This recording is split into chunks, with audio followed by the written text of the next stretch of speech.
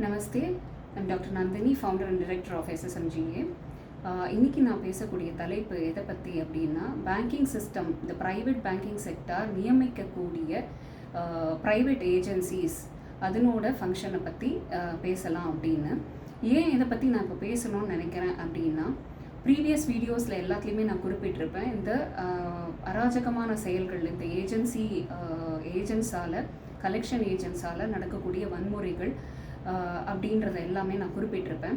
So அது சார்ந்து இந்த ஏஜென்சிஸோட ஒர்க்கிங்ஸ் எப்படி பேஸ் பண்ணியிருக்கு அப்படின்றத, பேங்கிங்க்கும் இவர்களுக்கும் என்ன டெர்மினாலஜிஸ், என்ன இது இருக்குது, கோட்பாடுகள் இருக்குது, என்ன மாதிரியான அடிப்படையில் இவர்கள் வந்து ஃபங்க்ஷன் நடக்குது அப்படின்றத பற்றி குறிப்பிடலாம் அப்படின்றது தான்.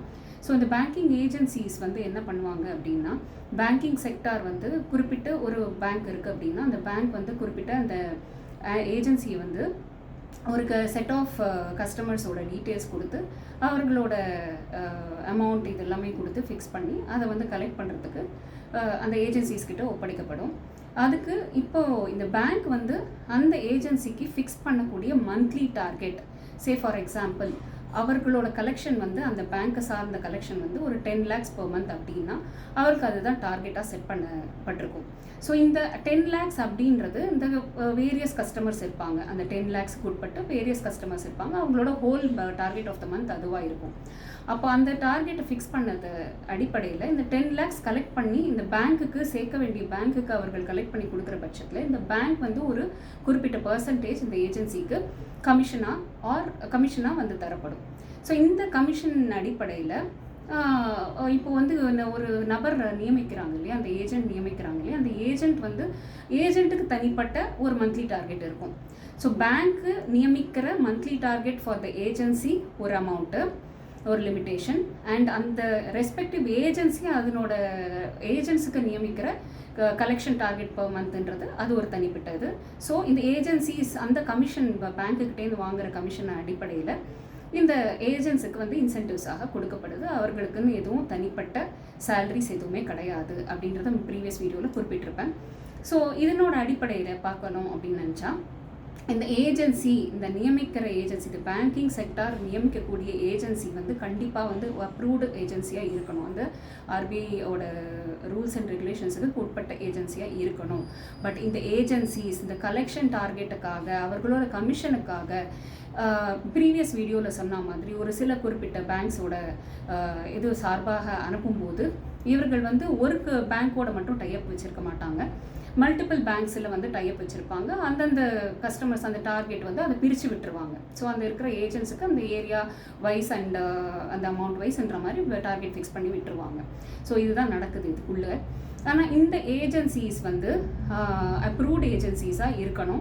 அந்த அப்ரூவ்டு ஏஜென்சிஸாக இருக்கா அப்படின்றத நம்ம தெரிஞ்சுக்கிறது ரொம்ப ரொம்ப அவசியம்.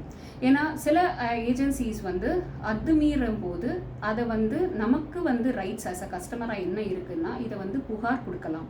இந்த ஏஜென்சிஸ் வந்து பேக்ரவுண்ட் செக் பண்ணலாம். அந்த ஏஜென்சி நேம் தெரிஞ்சால் தான் அந்த ஏஜென்சியோட பேக்ரவுண்ட் செக் பண்ணலாம், வெதர் அது வந்து அப்ரூவ்டு ஏஜென்சியாக இல்லையா அப்படின்றது.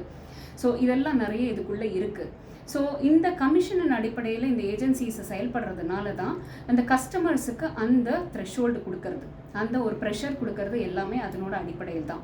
ஸோ இவர்களுக்கு அந்த கமிஷன் பேசிஸில் ஒர்க் பண்ணுறாங்க ஏஜென்ட்ஸ். அந்த ஒரு செயின் ப்ராசஸ் ஆட்டும் அந்த கமிஷன்லேருந்து இவர்களுக்கு இன்சென்டிவ் கொடுக்கப்படுது அவர்களோட டார்கெட்டுக்கு ஏற்ற மாதிரி.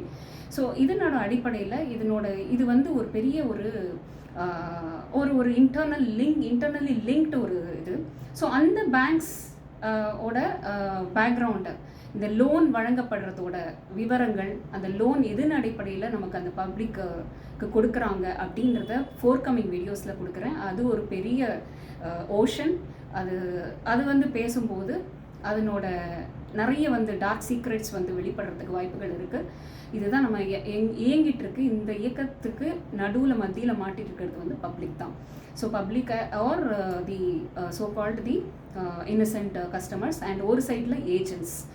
ஸோ ஏஜென்சிஸோட ப்ரெஷர், இப்போ ஏஜென்சிஸ்க்கு யார் ப்ரெஷர் கொடுப்பாங்கன்னா அந்த பேங்க்குக்கு யார் ப்ரெஷர் கொடுப்பாங்க அப்படின்னா, இந்த லோன் அமௌண்ட்டை ஒரு இஎம்ஐ கலெக்ட் பண்ணுறதுக்கு அந்த ரெஸ்பெக்டிவ் இன்வெஸ்டர்ஸ்.